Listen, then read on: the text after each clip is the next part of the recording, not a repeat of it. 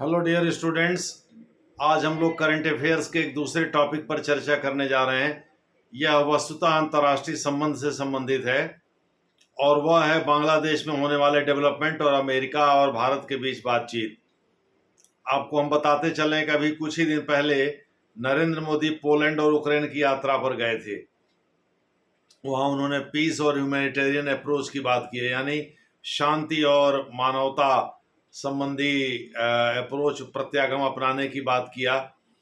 तो इसको लेकर के अमेरिका ने तारीफ तो किया है।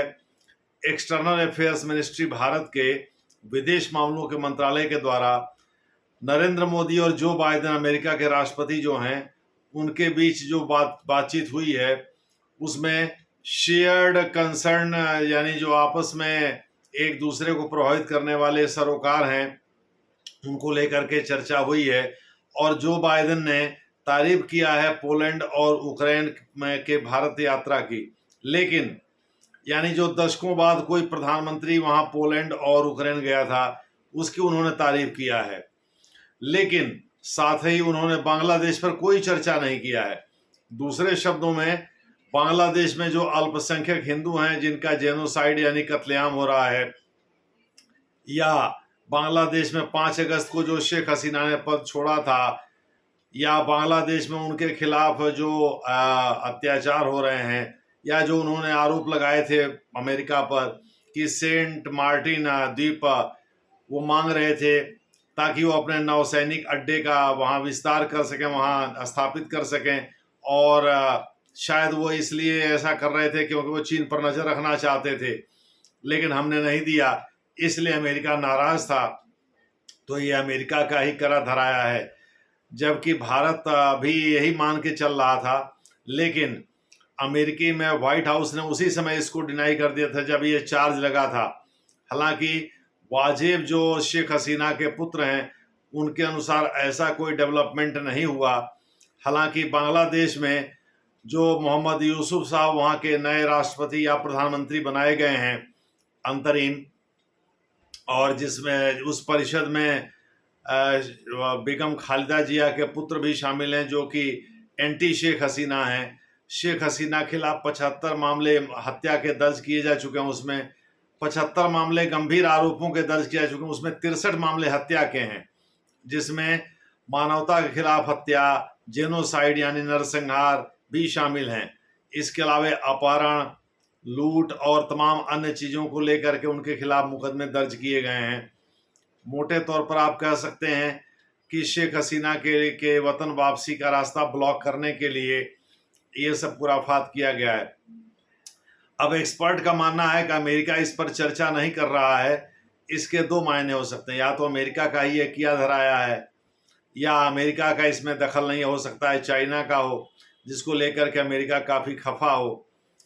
बात सेंट मार्टिन को अमेरिका को देने या ना देने की नहीं है, बात एक्चुअली पाकिस्तान की है कि क्या पाकिस्तान के माध्यम से वहाँ कट्टरपंथियों को उकसाने का काम अमेरिका ने किया कि चीन ने किया।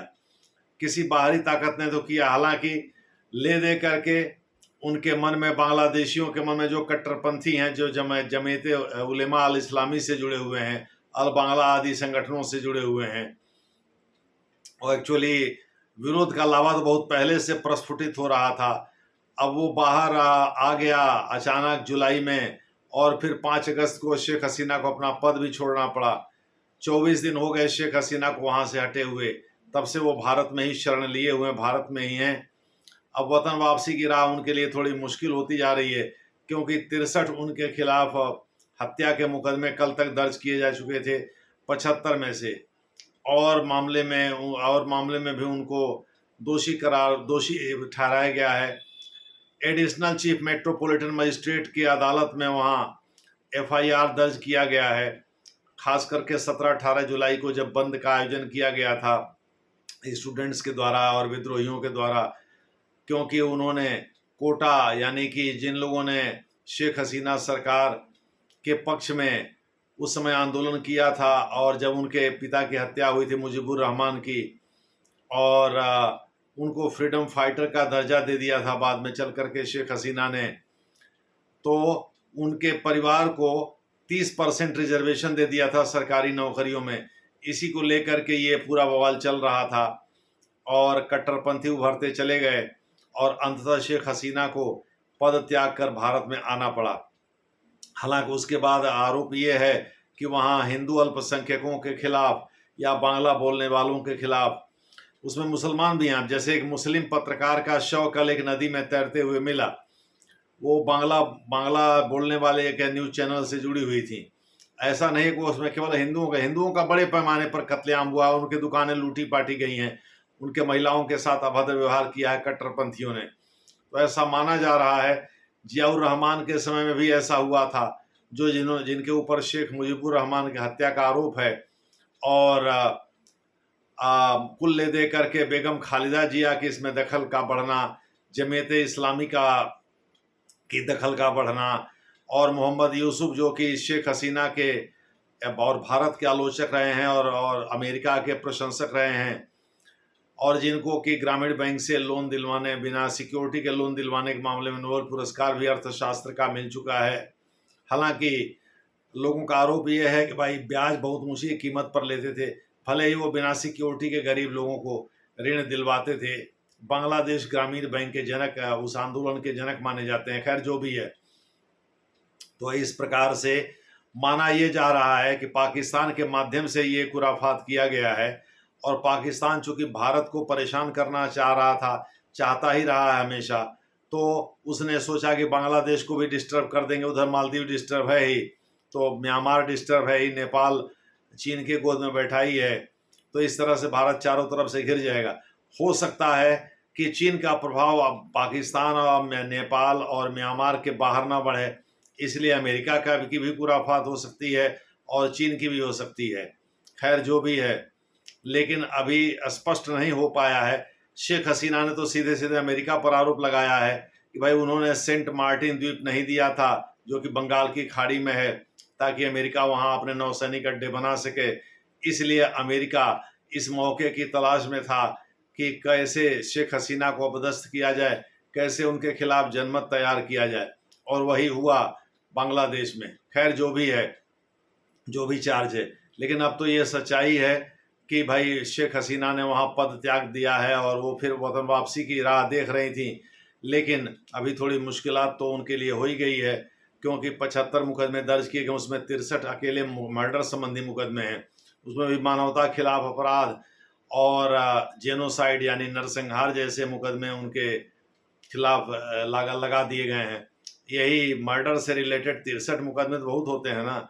एक मुकदमे में आजीवन कारावास की सजा हो जाती है या मरने के समय तक के कारावास की सजा हो जाती है। ये तो 63 मुकदमे। अब देखना है कि वहाँ की सरकार कैसे इसको प्रूव करती है और कोर्ट का रुख क्या होता है। बहरहाल तत्काल में नरेंद्र मोदी और जो बाइडेन के बीच जो बातचीत हुई है उसमें इसका जिक्र नहीं हुआ है, और इन दोनों लोगों ने पोलैंड और यूक्रेन की यात्रा और उससे मिलने वाले परिणाम पर ही फोकस किया है। जो बाइडेन ने नरेंद्र मोदी की तारीफ करते हुए कहा है कि उन्होंने यूक्रेन जाकर जो मानवता और शांति का संदेश दिया वह अपने आप में काबिले तारीफ है। खैर ये एक्सटर्नल अफेयर्स मिनिस्ट्री भारत के द्वारा कहा गया है। अब देखना है कि आगे क्या होता है। सितंबर में हो सकता है नरेंद्र मोदी फिर जाएं संयुक्त राष्ट्र संघ के महासभा के सत्र को संबोधित करने। एनुअल जो सत्र वहाँ होता है, देखना दिलचस्प होगा कि वो खुद जाते हैं कि विदेश मंत्री को भेजते हैं, क्या करते हैं, ये तो देखने वाली बात होगी। धन्यवाद।